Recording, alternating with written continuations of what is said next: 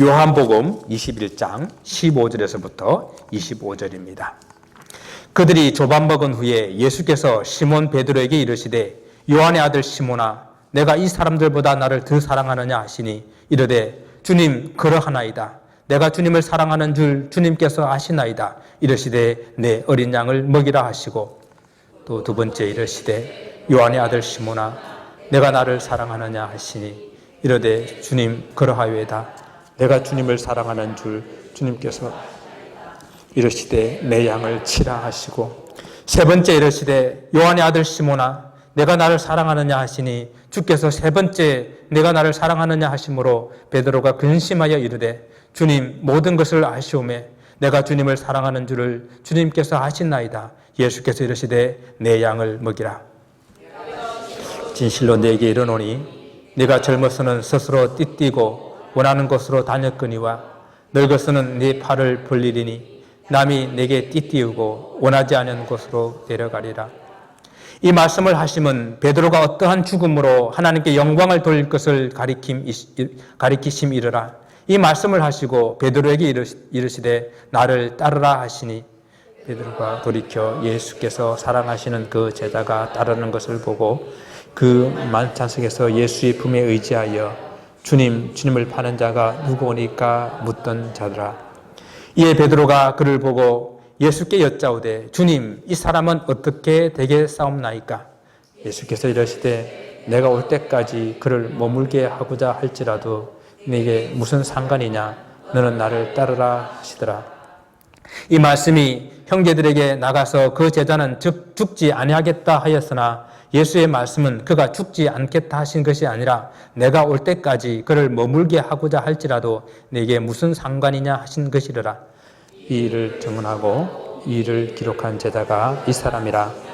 우리는 그 증언이 참된 줄을 아노라. 같이 봅니다. 예수께서 행하신 일이 이 외에도 많으니 만일 낱낱이 기록된다면 이 세상이라도 이 기록된 책을 두기에 부족할 줄 아노라.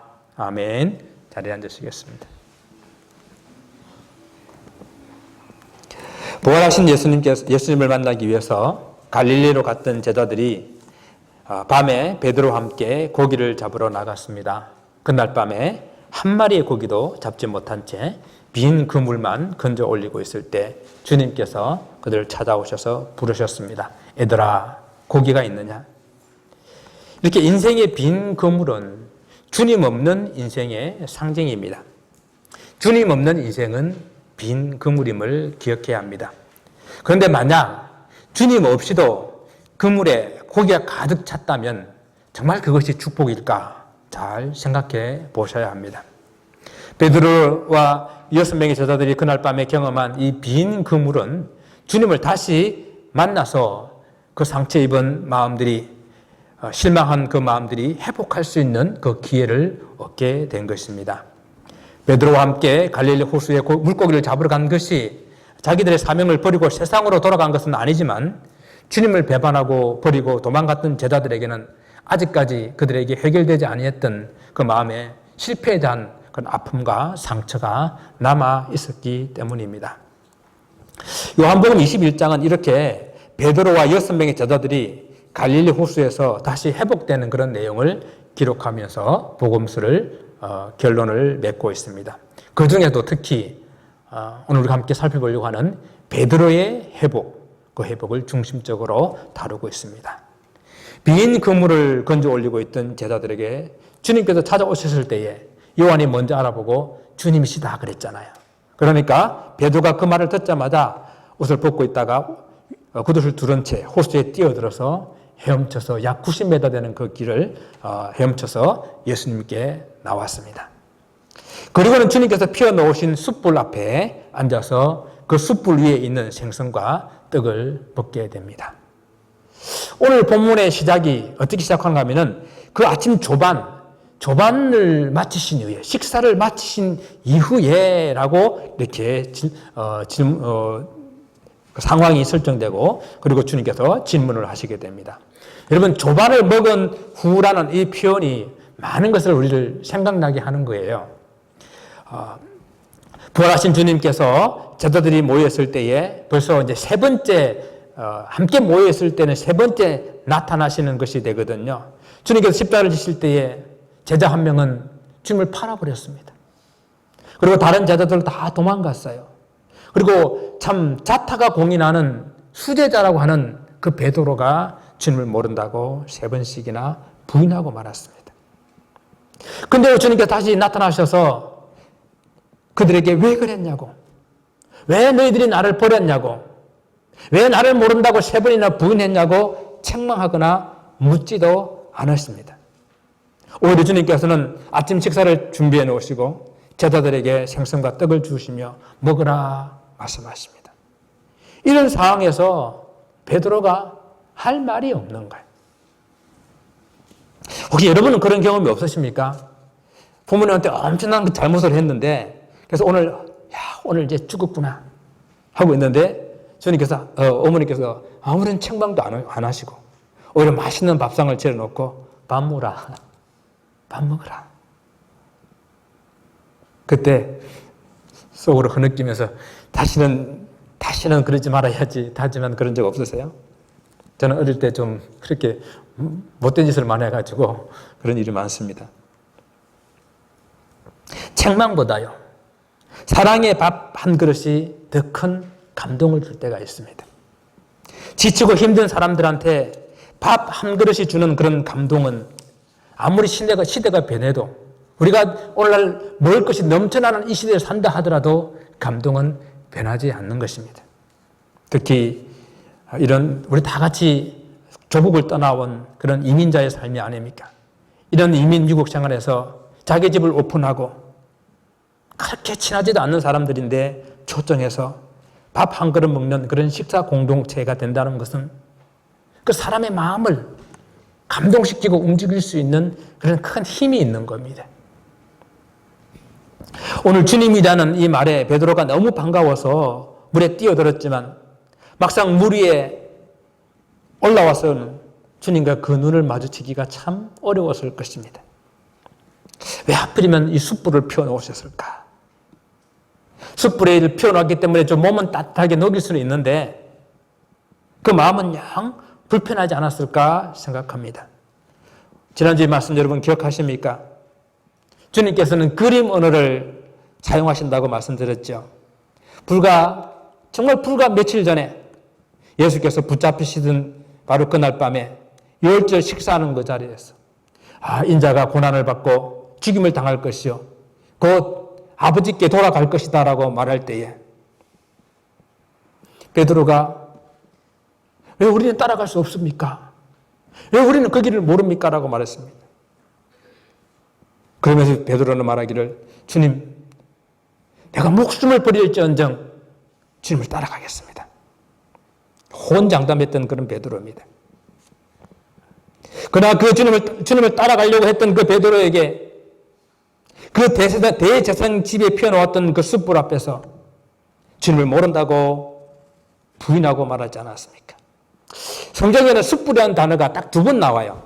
이 숯불이라는 단어가 딱 2번 나오는데 그 대제사장의 집에 뜰에 피워놨던 그 불, 그걸 숯불이라고 말했고 또 지금 예수님께서 갈릴리 호숫가에서 제자들을 부르시고 난 다음에 그 피워놓은 그 숯불, 딱 신약 성경에 2번 나오는 숯불이 거기와 여기에 나오는 거예요. 그러면 어떤 의도가 있지 않겠어요? 이 정도면 주님께서 피워놓은 이 숯불은 베드로에게 그 사건을 충분히 생각할 만한, 기억할 만한 그런 그림 언어가 된다라는 것입니다. 오늘 우리 인류가 사람들이 살아가면서 이렇게 묻는 질문 중에 가장 많은 질문 중에 하나가 나를 사랑하느냐라는 건 질문이 아닐까 한번 생각해 보았습니다. 여러분 그런 질문 많이 해보지 않았습니까? 그만큼 사람들의 관계에서 가장 중요한 것이 사랑이기 때문입니다. 결혼을 앞둔 여인들에게는 이 질문은 정말로 상대방에게 중요한 그런 질문이죠. 정말 사랑하는지. 우리 형식이는 결혼한 지 얼마 안 됐는데 결혼한 신혼부부는 늘 확인해야 돼요. 자주 물어보고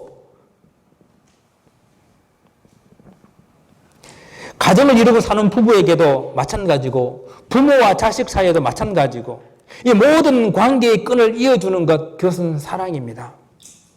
두말할 것도 없이요. 우리 신앙생활에 있어서 가장 중요한 것은 우리와 주님과의 사랑의 고백이에요. 그 주님께서 베드로에게 질문합니다. 요한의 아들 시몬아, 내가 이 사람들보다 나를 더 사랑하느냐? 오늘 주님의 이 질문으로 우리가 여러 가지 의미를 생각해 볼 수 있는데, 먼저 호칭이에요. 뭐라고 불렀다고요? 요한의 아들 시몬아.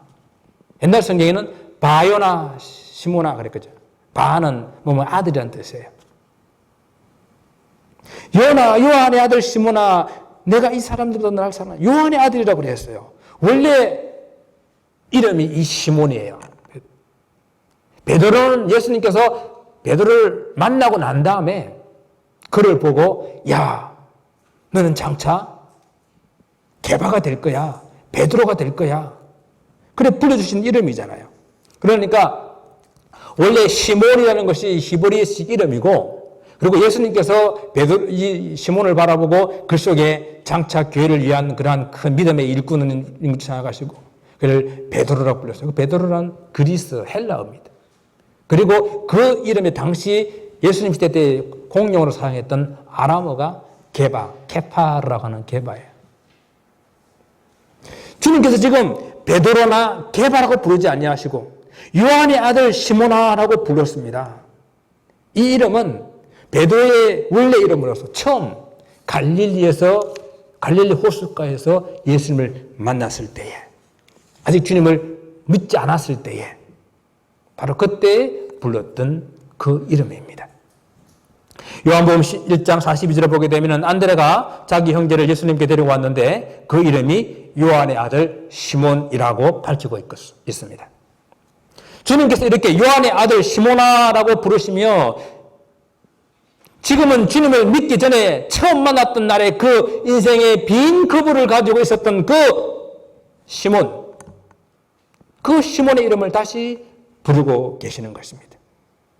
주님께서 요한의 아들 시몬을 장차 베드로라 게바라고 불러주실 것이라고 하셨는데, 지금은 다시 이 베드로였고 게바였던 주님의 제자가 절망하고 실패해서 절망 속에서 지금 다시 시몬의 모습으로 이 자리에 서 있었기 때문에 주님이 그 이름을 불러주시는 것입니다.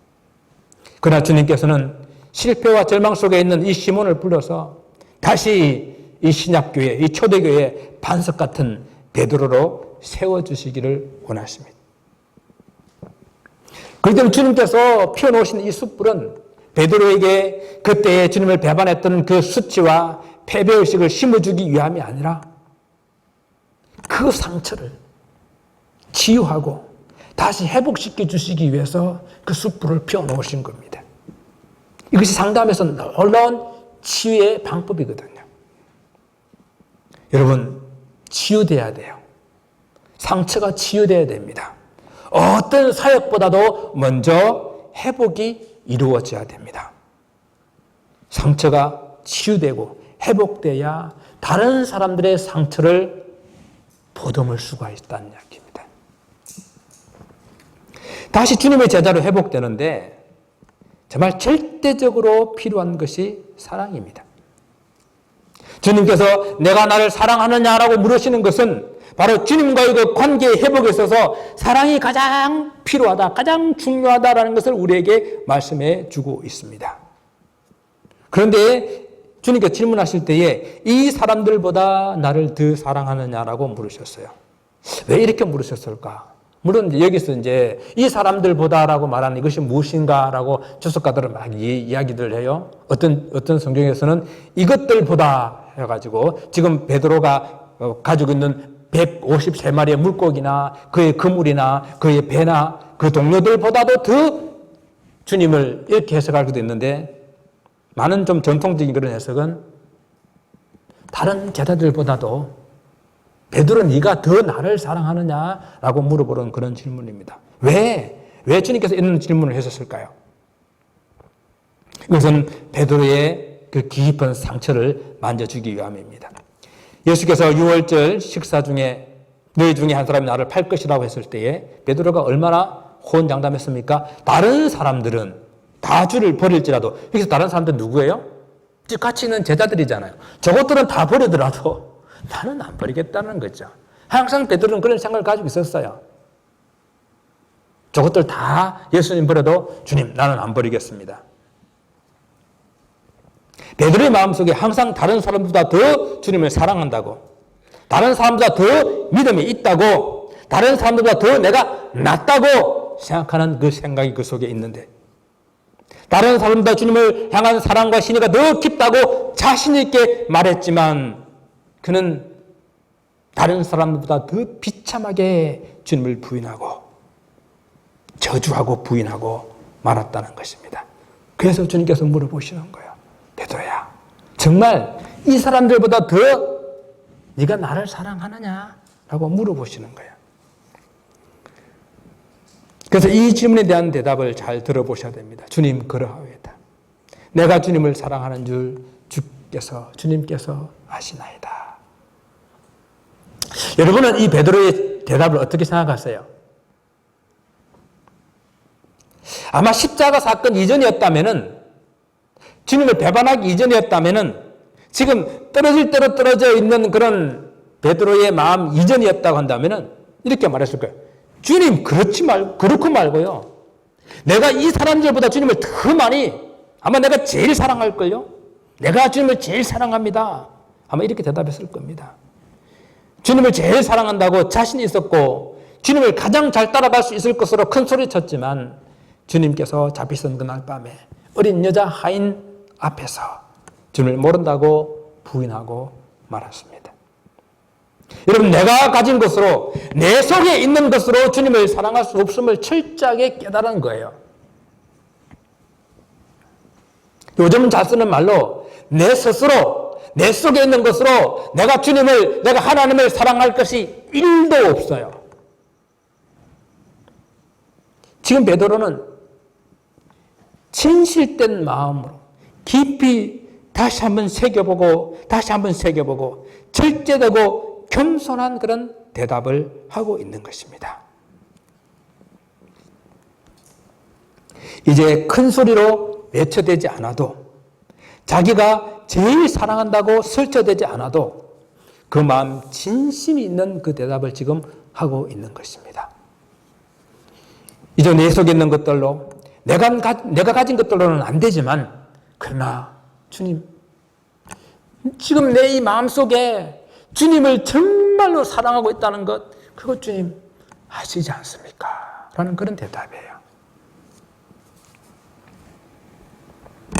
그런데 주님께서 다시 물어보십니다.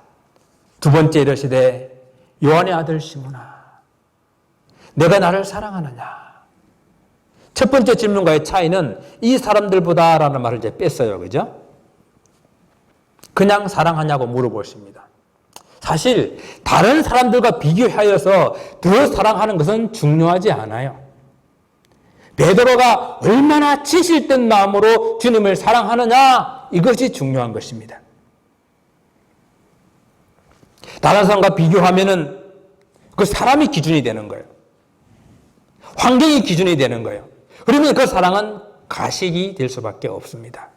주님과 나 사이는 그 어떠한 것들도 끼어들지 못하고 순수한 사랑, 진실된 사랑, 그 사랑이 필요한 것입니다. 이번에도 베드로는 다른 말을 할 수가 없어요. 통일하게 그러하이다. 내가 주님을 사랑하는 줄 주님께서 아시나이다 라고 대답합니다.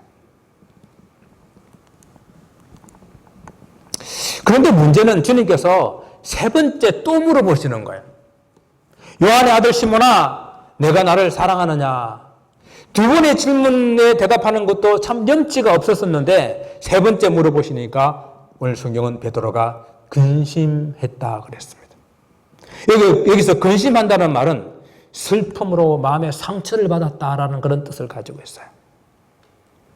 사랑한다고 했는데, 참 어렵게 고백을 했는데 또 물어보시니 그 마음에 상처가 되는 거예요.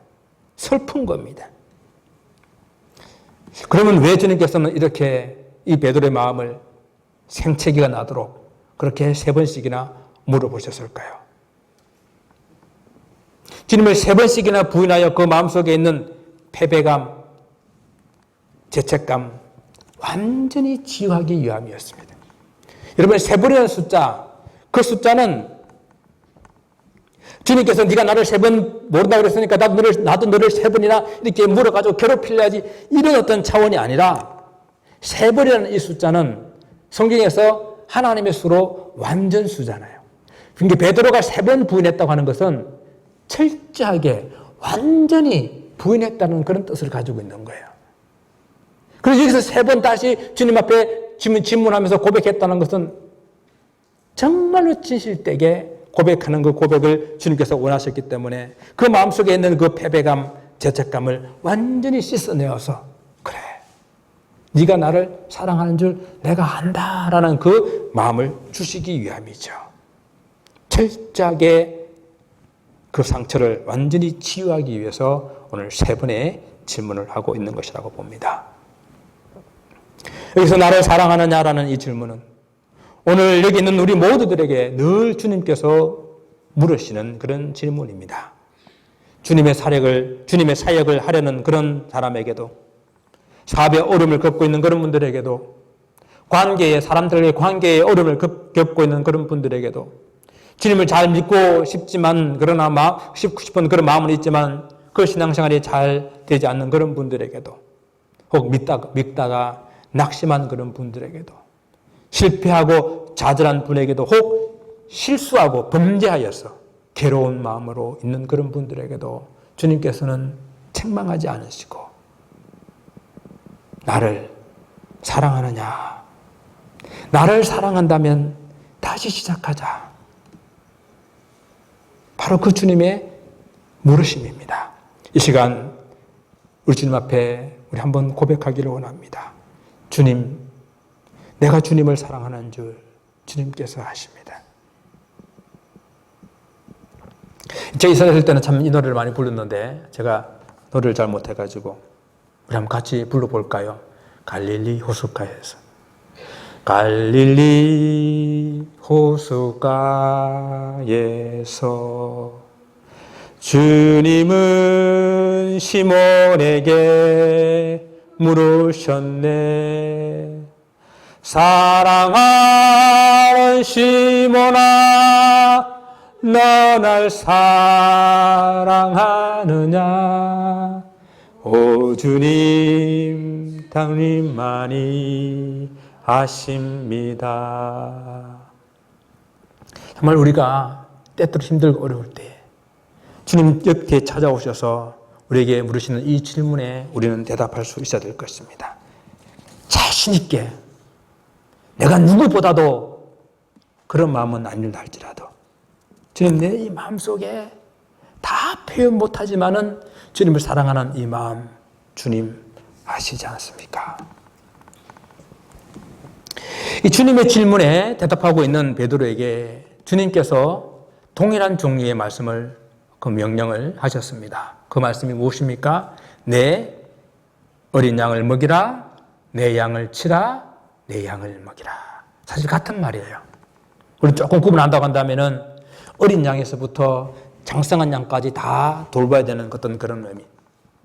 양을 실제적으로 이렇게 꼴을 먹여주는 부분도 있겠지만은 잘 자라도록 교육하고 훈련해야 되는 그런 치는 부분, 그런 부분까지 다 이렇게 말씀하는 부분이라고 할 수 있겠죠. 그렇게 따져보게 되면은 이 부활의 주님께서 베드로를 회복시키시고 이 주신 사명은 주님의 양을 먹이는 목자의 사명을 주신 거예요. 비록 실패하여 절망감 속에 있는 베드로이지만 그 베드로를 다시 찾아오신 주님께서 좀 전보다 한 걸음 더 나아가기를 원하신 것입니다. 단지 세상 가운데서 사람을 낚는 그런 업으로 있는 것보다도 한 걸음 더 나아가서 그 사람들을 먹이고 치는, 양육하는 그런 목양의 삶을 살기를 원하신 것입니다. 영혼을 구원할 뿐만 아니라 그 영혼들을 제자로 삼는 그 자리까지 나아가기를 원하신 것입니다.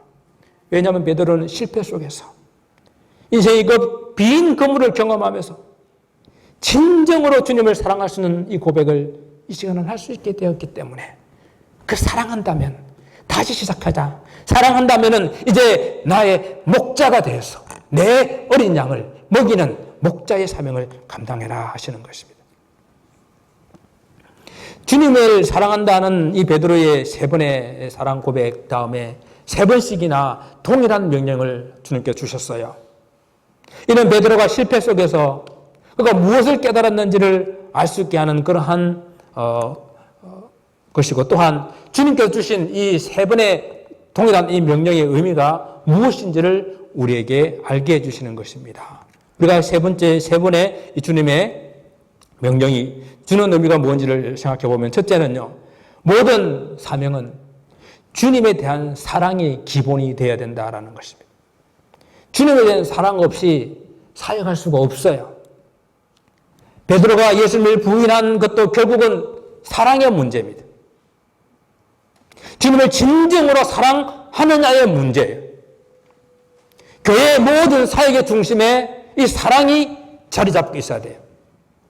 목사가 설교하는 거나 성경 공부를 하는 거나 또 성도들의 가정을 신방하는 거나 이 모든 중심에 사랑이 자리 잡고 있어야 됩니다. 신방하고 잠시 머물러간 그 자리에 주님의 사랑이 남아 있어야 된다는 이야기예요. 목자, 목녀들이 목장을 섬기는 일도 마찬가지입니다. 참 힘든 일이에요. 우리는 편하고 쉬운 길로 가는 것이 아니라 힘들고 어려운 길을 가고 있는 것이에요. 어찌 이 힘든 일에 이 주님을 사랑함 없이 이것을 감당할 수가 있겠습니까? 여러분의 그 섬김의 끝에 사랑이 남고 사랑이 전달될 수 있기를 주님 이름으로 축원을 드립니다. 둘째는 내 힘이 아닌 주님의 사랑으로 사역을 해야 합니다. 베드로에게 세 번씩이나 같은 질문을 하실 때는 베드로가 심히 근심하게 되었다고 그랬지 않습니까? 이 과정은 베드로 안에 있는 자기 중심적인 생각, 자기 힘으로 할 수 있다는 그 생각을 완전히 빼내는 그런 작업이었거든요. 이런 베드로의 삶을 보게 되면 항상 말이 앞서잖아요. 항상 적극적으로 행동하잖아요. 앞뒤 생각 안 하고 가리지 않고 막 달려들잖아요. 자기 힘으로 무엇인가 해결해 보려고 이렇게 하잖아요. 예수님께서 십자가를 지실 것을 말씀하시자 베드로는 감히 할 수 없는 말을 합니다. 예수님을 붙들고 항변하면서 성을 내는 거예요. 주여 그리 마옵소서, 이 일이 결코 주께 미치지 아니할 것입니다. 아니, 요즘에 교회 교육자들과 성도들과의 관계가 많이 이렇게 무너진 그런 교회에서 서로 멱살 쥐고 싸우는 그런 교회들도 많이 있더라고요. 그런 수준이에요, 지금. 주여 그리 마옵소서, 이 일이 결코 주께 미치지 아니할 것입니다. 얼마나 장담하여 말하고 있습니까? 모두 주를 버릴지라도 나는 결코 주를 버리지 않겠습니다. 죽을지언정 주를 버리지 않겠습니다. 이런 과정을 겪고 난 다음에, 그러나 이제는 그 마음의 모든 도끼를 다 빼내고 자기 의지를 다 빼내고, 주님, 내 힘으로는 안 됩니다. 내 생각으로는 안 됩니다. 주님의 사랑으로만 가능함을 고백하고 있는 거예요. 내 힘으로 할 수 있을 줄 알았는데, 내 생각으로 하면 될 줄 알았는데, 내 지식과 내 힘을 의지하면 될 줄 알았는데, 그것은 아무것도 아님을 깨달은 것입니다.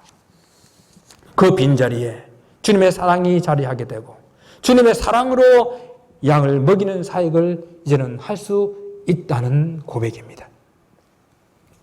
그리고 세 번째는요, 그 양이 내 양이 아니고 주님의 양이라는 것입니다. 주님께서 맡기신 양은 내 어린 양, 내 양이라고 주님께서 말씀하신 것처럼 우리 하나님께서 모두 다 그 예수님께 다 위임해버렸기 때문에 다 주님의 양이에요. 주님께서 잘 먹이라고 우리에게 위임해 주신 주님의 양이라는 것을 잊어서는 안 됩니다. 지금 가끔 참 TV에서 유치원이나 베이비시터를 자녀를 맡겼는데 애들 데려와서 보니까 막 멍 자국이 있는 거예요. 그래가지고 이상하다 해가지고 CCTV를 돌려보니까 막 애를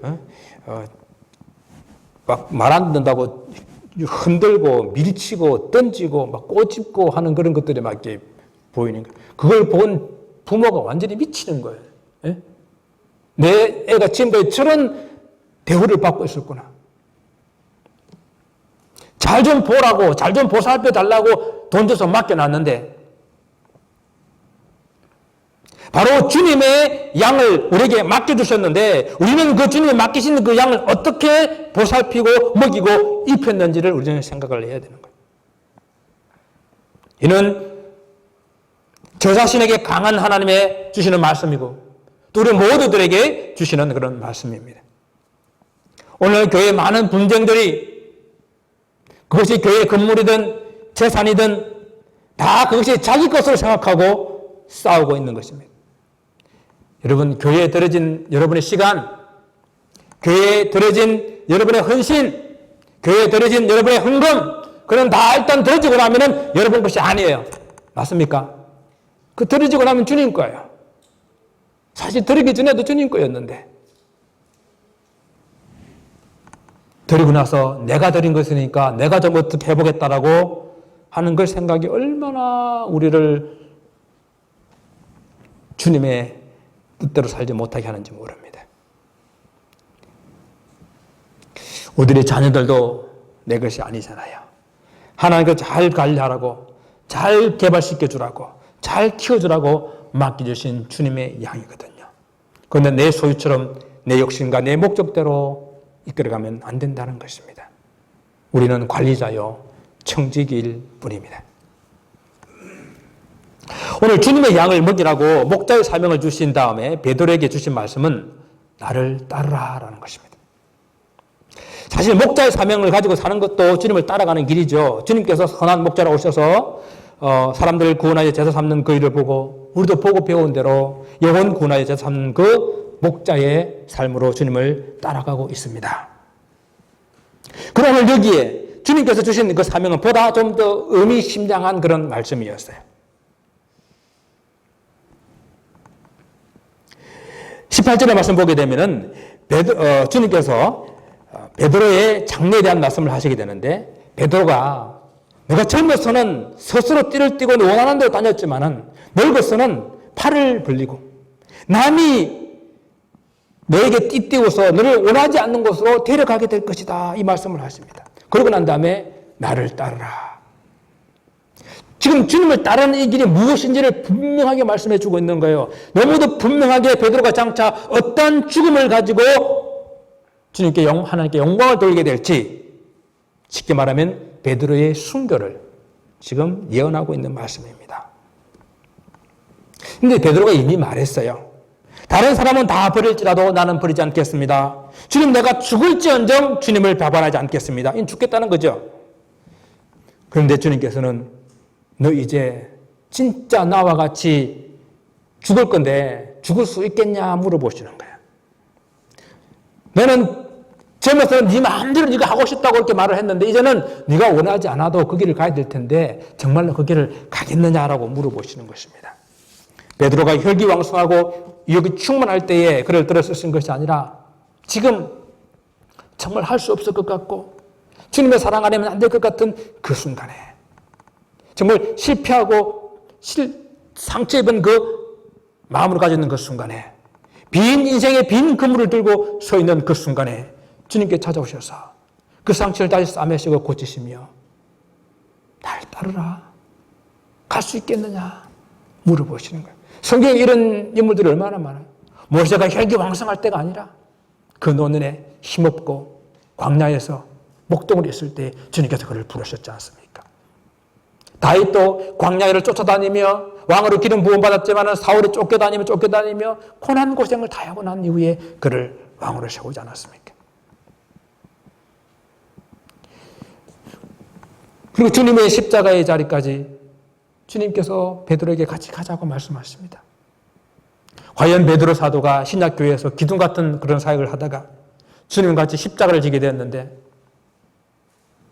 감히 주님처럼 십자가를 달릴 수 없다고 하여 십자가에 거꾸로 못 박혀 죽었다고 그렇게 전해져 내려오지 않습니까? 베드로의 마지막은 정말 하나님께 영광을 올려드리는 그런 순교가 됐습니다. 오늘 주님께서 우리에게 주님을 따르라고 명령하십니다. 주님을 따르는 길이 베드로와 같이 순교만을 의미하지는 않습니다.